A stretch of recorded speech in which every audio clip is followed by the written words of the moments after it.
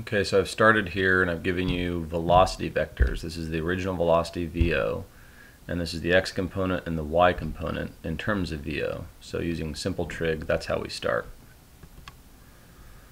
This problem is a little different because here is our trajectory, but we don't quite make it all the way down. So we have a delta x here, which means we can't use the range equation.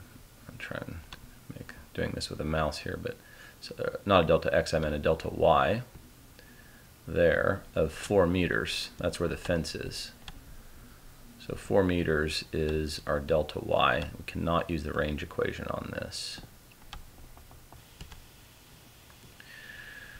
Alright, so in the x direction, the x velocity is VO cosine 31. That's how fast it's shot to the right. And in this case, we know delta x is 105 meters. So 105 meters can be plugged in for x there. And then what we want to do is maybe solve this for time in terms of VO cosine 31 and 105. So the cosine of 31 is 0.857, so just substitute that in.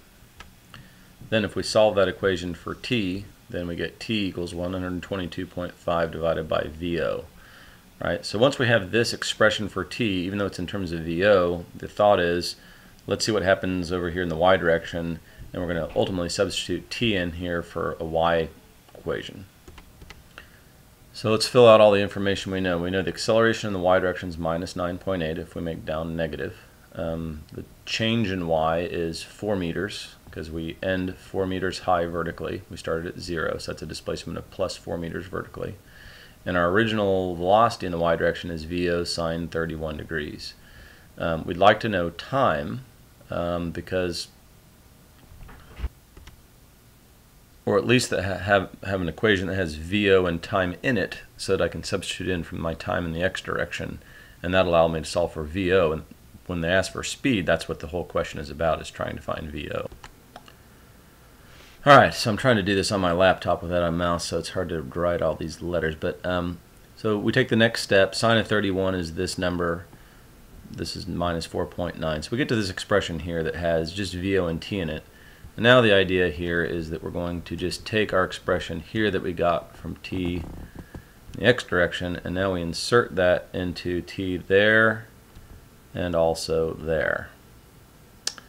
And when you put this expression in here, VO is going to cancel out. It's in the denominator here. It'll cancel out in the numerator.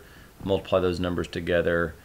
And then put in the same value for t here. Don't forget to square it.